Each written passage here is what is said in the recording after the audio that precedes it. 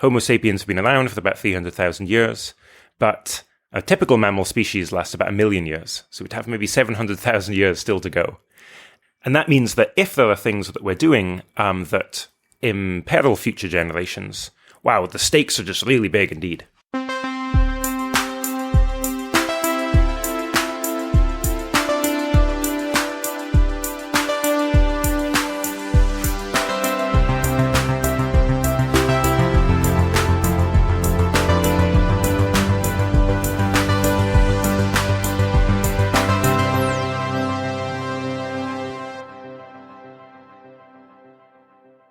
Welcome back to Heja Framtiden, the Swedish podcast on the future. Today I'm sitting at Volante förlag, the publisher in Stockholm, Gamla stan. And I'm here with Will MacAskill. Welcome to the show. Thank you for having me on. It's a delight. Do you say founder of the Effective Altruism movement? So I'm just one of the people who helped to get Effective Altruism started. That's perhaps more accurate. Important figure in the Effective Altruism movement. Yeah, that's right. So I've been promoting these ideas for quite a while now, over 12 years. And you're here because you have released a book called What We Owe the Future. It came out last year, right, in English, and now it's been released by Volante in Swedish, called Vad framtiden förtjänar. For someone who doesn't know you, can you give us a quick recap of your career so far? Sure. So I'm a moral philosopher at Oxford University, and my work in moral philosophy is about trying to figure out how we can do as much good as possible. How can we make the most progress we can on the big problems in the world?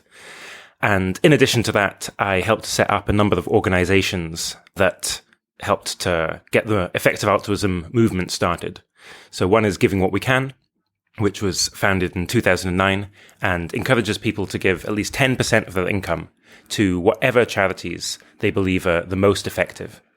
80,000 Hours is a second charity, and that provides highly in-depth advice on how young people can use their careers to do as much good as possible. And then finally was the Center for Effective Altruism, which helps to kind of run and steward the broader Effective Altruism community. And that community has now grown to thousands of people all around the world who are using their careers to try and have a bigger positive impact, or who are donating a significant fraction, 10% or more, of their income to those organizations that they think will have the biggest positive impact. You could summarize in a way that Effective Altruism is a movement that tries to figure out how you can do the most impact in the world, make the world a better place with your resources, which is time or money, basically. That's exactly right. And we've traditionally focused on a number of areas that we think are unusually neglected, important, and tractable, which are global health and development, the welfare of animals and factory farms, and the risks from pandemics, including from man-made pathogens, and risks from artificial intelligence. And your first book, Doing Good Better, was released in 2014 something? 2015. 2015. And that's a summary of what the Effective Altruism is and what you can actually do individually to improve the world in different ways. You have calculations of where can you save the most lives with the money you have. What's it called? QALY? Yeah, so there's a metric that I suggest in Doing Good Better, which is widely used by health economists, which is the Quality Adjusted Life Year, or QALY. And that measures two ways in which you can benefit someone. So if they have a good life, then by saving their life, you give them just more years of life ahead of them, and that's a way of benefiting someone. Or you can increase someone's quality of life.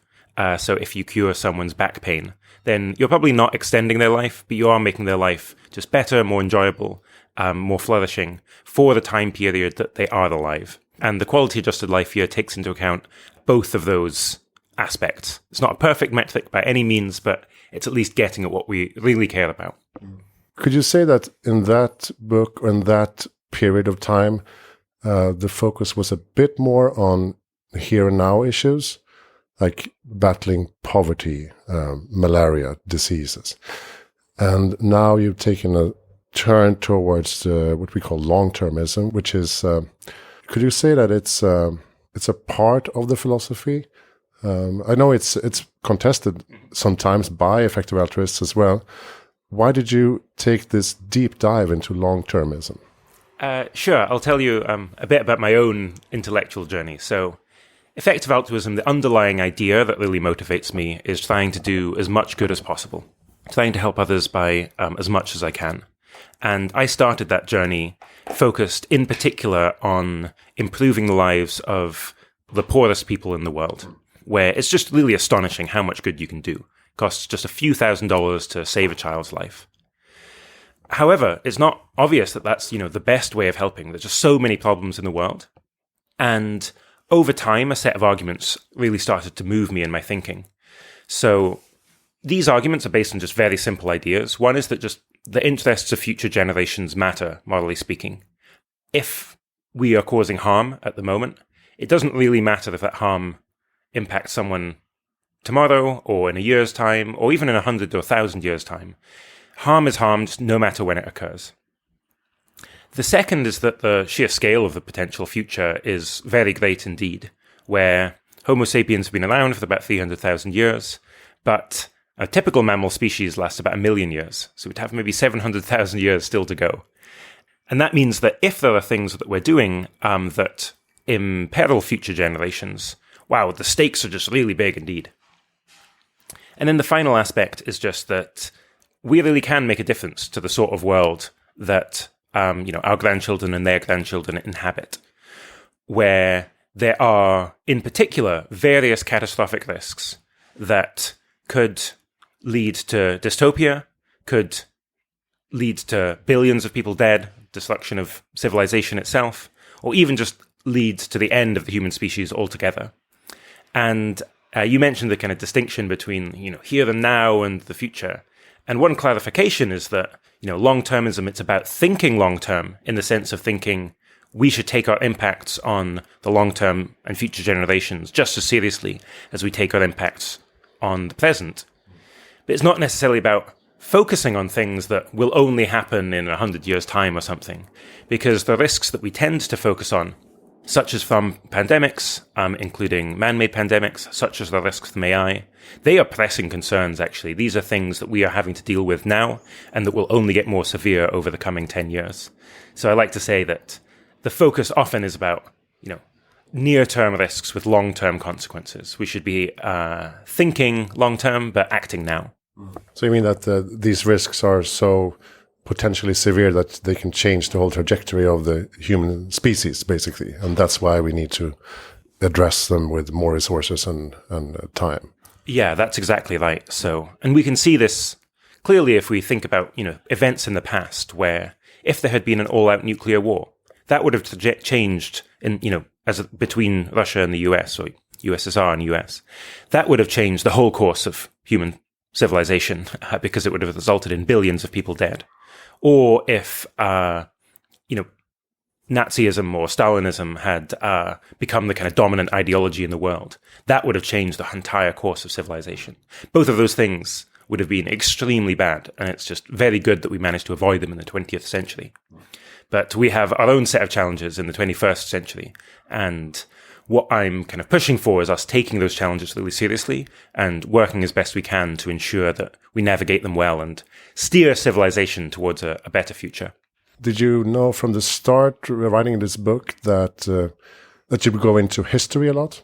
Or was that something you sort of, that revealed itself during the course of the work? A little bit of both, where, there are many people who work on existential risk, and I found that most of them don't really engage with history very much. And so I was then to think okay, well, I want to add to the debate and contribute. And I very naturally think, when I'm thinking about, how to predict the future, I try and think, okay, well, one source of evidence is what's happened in the past. And so that made me think that, okay, if I'm going to have a book that's going to add a lot to the debate, then I could start to see, okay, how does the idea of kind of long-termism look from the perspective of the past? What are there lessons that we can draw from history? And, I don't think that's the only thing we should be doing. There's a lot of kind of things that we can be thinking about just by looking at the present day. However, I did think it was useful. It's informed my thinking quite a lot. And you said it took a decade's worth of man hours to finish this book. Why was that? I spent 2 or 3 years of full-time work myself on the book over the course of about 5 years. And I also benefited from having a research team that was helping me. So research assistants, fact checkers, and so on. And I mean, it's a dense book as well as being a big book. But in particular, it's not just a philosophy book. It also covers a whole suite of different disciplines. Climate science, it covers issues around artificial intelligence, biotechnology, risks of war, so many different issues, and a lot of history too. And for all of this, I really don't want to spread misinformation. I want to have an extremely high bar for what sort of claims I'm making. And so we engage in very intense fact-checking. Actually, 2 years of work probably went into fact-checking alone. So that all of the claims in the book, I felt like we had, a really quite high standard of evidence for, much higher than is typical in a non-fiction book. And then finally, just in lots of areas, there was just a lot of novel research, and that takes time. And speaking of history, there's one word that I find very interesting in the book that is a contingency. Like, would this event have happened eventually, or did it take a lot of effort and passion to steer the course in another direction? And you bring up, for example, the suffrage movement. You bring up the abolition of slavery as things that they didn't happen by some cause of nature. They happened because people actually fought for it. Is that the way we should view the future as well? That we need to actually take active stance in promoting a course that will be beneficial for the future of humanity? Yeah, that's exactly right. So when we're looking at impacts on the future, we should think about how big a difference is this making to the world, like at any given time? How long will this change last for? But then crucially, this idea of contingency, would this have happened? Would this merely have happened anyway? So for example, Isaac Newton came up with calculus, and it's a huge discovery, very scientifically impressive. However, if he hadn't come up with it, well, as a matter of fact, Leibniz did come up with it just a couple of years afterwards. So he did not change the course of history in coming up with calculus, because that idea would have been well known anyway. However, there are some actions, in particular with respect to making moral change, that are such that those changes would not have happened otherwise. And in the book, I look in depth at the movement to abolish slavery, in particular in the United States and the British Empire, where that, prior to learning about all this, I would have thought, of course, it was just absolutely inevitable that we would abolish slavery. But actually, I no longer think that. I think the abolition of slavery was not at all inevitable because of economic reasons or changing technology. Instead, it was the result of sustained thinking and activism and advocacy from many, many people over the course of a long time. But it was the result of, decisions by people and thoughts by people, rather than merely like the natural flow of history. What kind of areas do you see could have the same potential now? I think the attitudes we have to animals are, again, potentially contingent. I mean, people have been developing better moral attitudes with respect to animals, taking their suffering seriously over, many decades now. However, we kill more animals for food. We put more animals in horrific conditions in factory farms than ever before. So actually, in this regard, the world is getting worse. And that's something that we shouldn't assume will get better into the future. And more generally, I just worry that going into the future, we will have highly inegalitarian societies where the world today, especially in Western countries, is very unusually democratic, unusually liberal, unusually egalitarian. And there's no certainty at all, from my perspective, that will continue into the future. And I would really worry about a world where, almost all power is controlled by a handful of individuals, or there is a kind of moral worldview where we really don't care about the disempowered or beings who are different than us. I think that's a way in which we could get a truly catastrophic future, and something that we should be advocating for. Yeah, I mean, who would have thought that the US would move towards a non-democracy? Yeah, I mean, there's a consistent trend, sadly, over the last few years. It's still a small trend to begin with in the direction of authoritarianism, non-dictatorship, in particular on the right. So Sweden has the growth of a far-right populist party. In the US, Trump was extremely anti-democratic, tried to get democratic elections overturned. And this is, again, the sort of thing that, before learning about this, I would be very naive and think, well, democracy is kind of here to stay. But, Hitler's regime, he was democratically voted in and then took power himself, became a dictator. That can happen. And we should not at all be complacent that, the future will be democratic. Again, this is something that we have to fight for and continue to fight for just to preserve. Yeah. And you worry about something called value lock-in, because in the book you sort of stress that values and norms are probably the most important tools we have to change the really long-term trajectory of civilization. Can you describe value lock-in, or was it maybe you just did? Yeah, I mean, so more specifically, value lock-in is when you get a set of moral values or ideas that govern society and persist for an extremely long time. So the most extreme case of this would be something like a stable global totalitarian state. That might seem far off, it might seem sci-fi. I think that developments in artificial intelligence could dramatically upend society as we know it. I think it could give power into the hands of a very small number of individuals.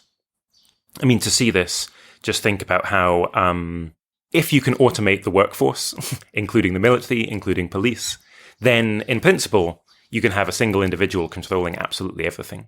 And then how society goes would be, up to the interests, whims of that individual or ideology of that individual. I think that'd be a very bad outcome. A different sort of value lock-in would be if we lose human values altogether. And since I published this book a year ago, these kind of concerns about artificial intelligence have only increased, which is, sad insofar as it's a result of AI's progress going so quickly, but really positive insofar as, people are actually resonating with these concerns, where we are aiming, the leading labs are aiming to develop AIs that are more generally capable than human beings, and vastly so.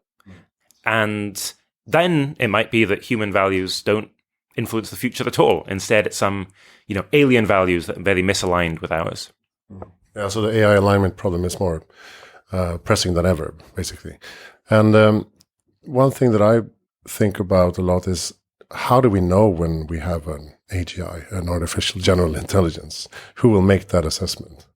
Yeah, I mean, I do think that this term is vague, where artificial general intelligence is, the analogy is meant to be humans versus chimps or something, where we can do a huge range of activities that chimpanzees can't do, even though our brains are only 3 times the size.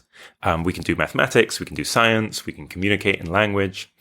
And an artificially generally intelligent system is one that is as good as humans across a very wide range of tasks.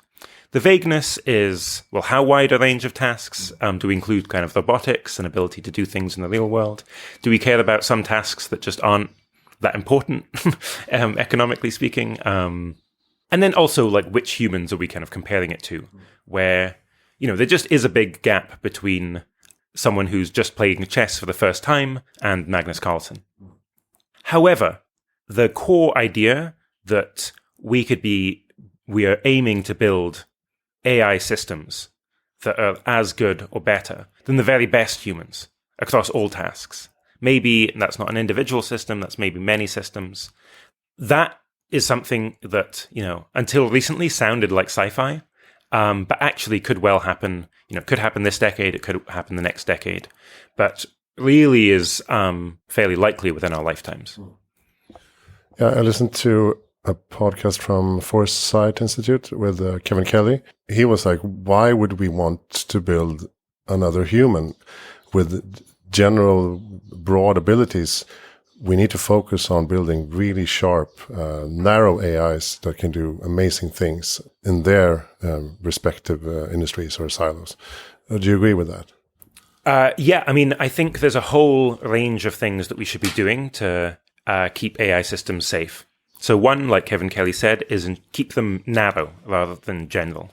A narrow system might be superb at chemistry or physics, but really, doesn't know how to read humans or isn't able to make kind of very long-term plans, such as plans about how to take over the world. I think that kind of collection of narrow systems would be much safer. There are other things we can do as well, like aligning systems and so on. The worry, though, is that people will, in fact, try and create general systems. Because suppose that, you are trying to create military AI. So, drones that can take out targets, or an AI police force, or actually, or just an AI kind of knowledge worker even. There are many things where what the AI system will need is actually a complete model of the world, an understanding of how to operate in the world, and the ability to execute on that, such that you can just tell it a rough goal. Perhaps it's, take out this enemy outpost, if it's a military AI, and it can just go away and execute on that. And for many sorts of tasks, it seems like you can't really do that with only a narrow AI.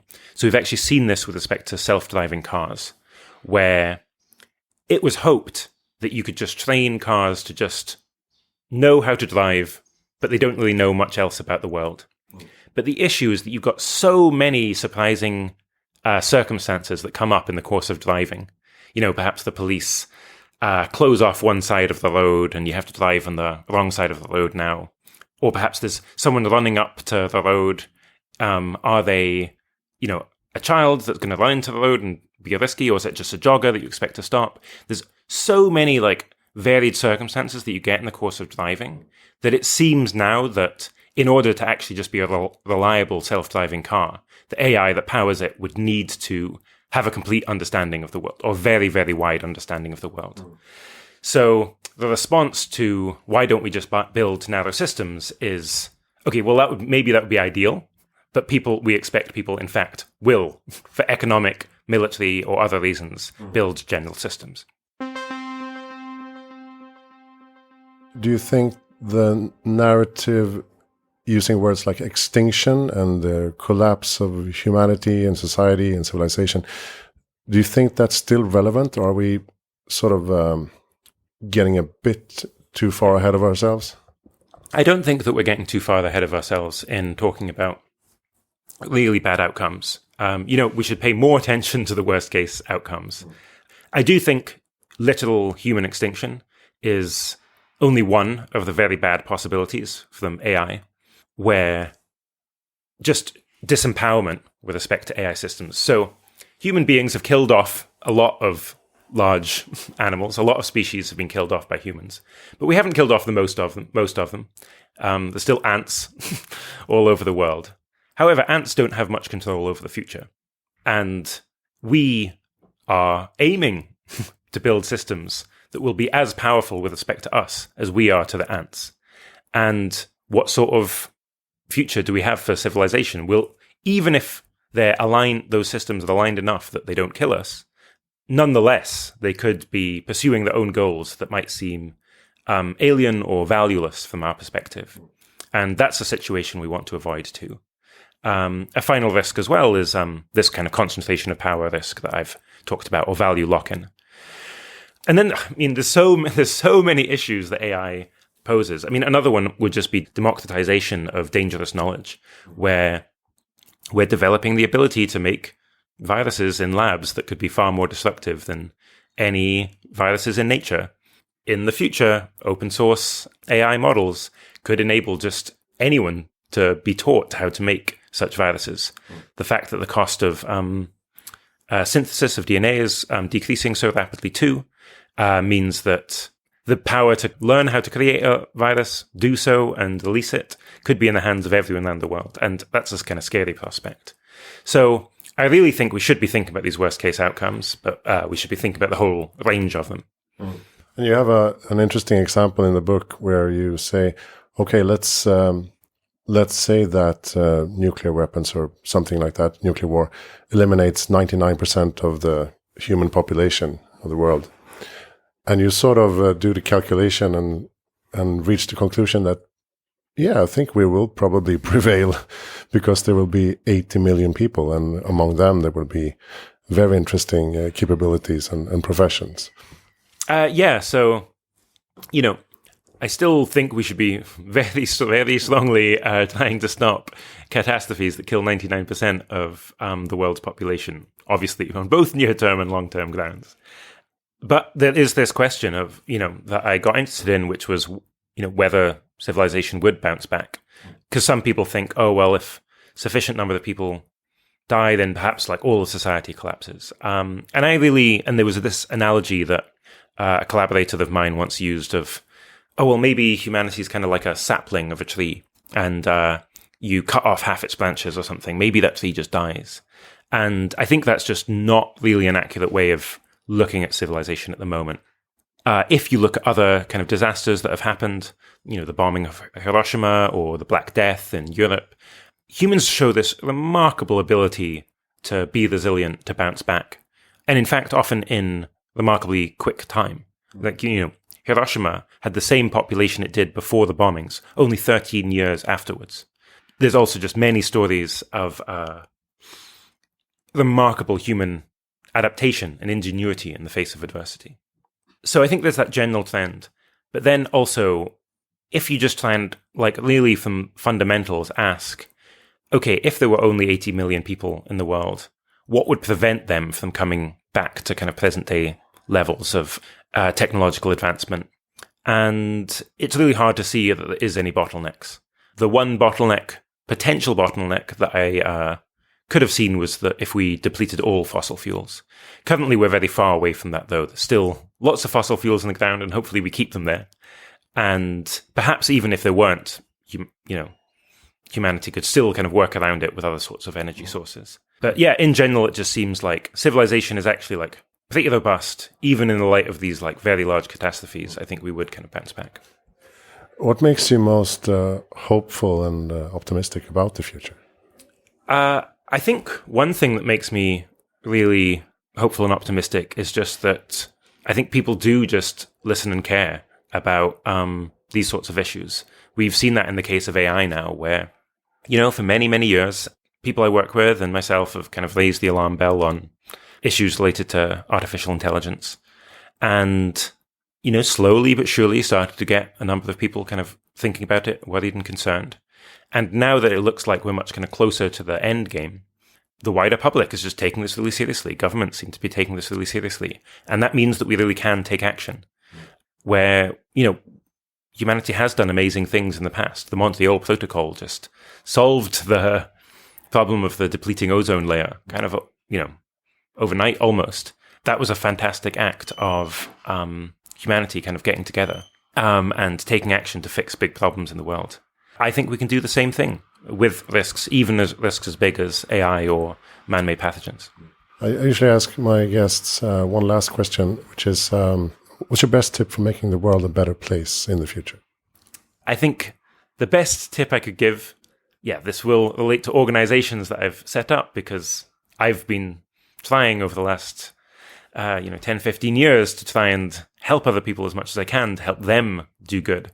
Would be to really think about how are you using your money and how are you using your time. With respect to how are you using your money, you could look up givingwhatwecan.org, encourages people to give at least 10% of their income to the most effective charities. Also has recommendations for a range of places that you can give to that will be extremely impactful across a range of causes. Global health and development, but also climate change, AI risk, biorisk, and other issues too. The second is to think about how are you using your career. So second organization, 80,000 Hours, that I helped to set up makes kind of in-depth recommendations and advice on how you can use your career to have as big an impact as possible.